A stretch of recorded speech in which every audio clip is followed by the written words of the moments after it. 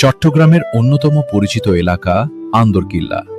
প্রতিদিন হাজারো মানুষ এই নামটি ব্যবহার করেন, কিন্তু কখনো কি ভেবেছেন আন্দরকিল্লা নামটি এলো কোথা থেকে? আজকের ভিডিওতে জানব আন্দরকিল্লা নামকরণের রোমাঞ্চকর ইতিহাস।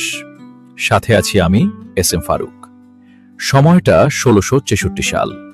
তখন চট্টগ্রাম ছিল মগ ও পর্তুগিজ জলদস্যুদের শক্তিশালী ঘাঁটি। বর্তমান আন্দরকিল্লা এলাকায় ছিল একটি সুদৃঢ় দুর্গ বা কেল্লা, যেখান থেকে তারা পুরো অঞ্চল নিয়ন্ত্রণ করত। ঠিক সেই সময় মোগল সম্রাট আওরঙ্গজেবের নির্দেশে বাংলার সুবাদার শায়েস্তা খাঁর পুত্র বুজুর্গ উমেদ খাঁ একটি বিশাল বাহিনী নিয়ে চট্টগ্রাম অভিযান শুরু করেন।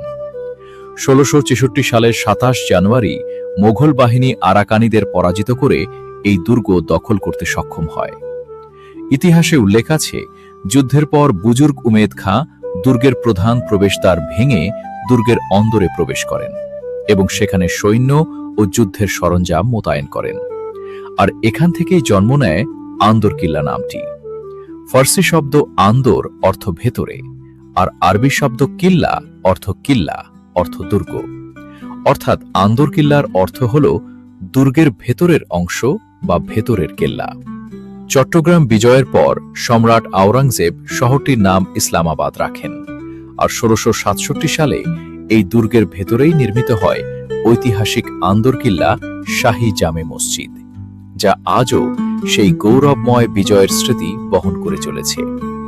চট্টগ্রামের ইতিহাসের এমন আরও অজানা গল্প জানতে পেজ ও ইউটিউব চ্যানেল ফলো করতে ভুলবেন না।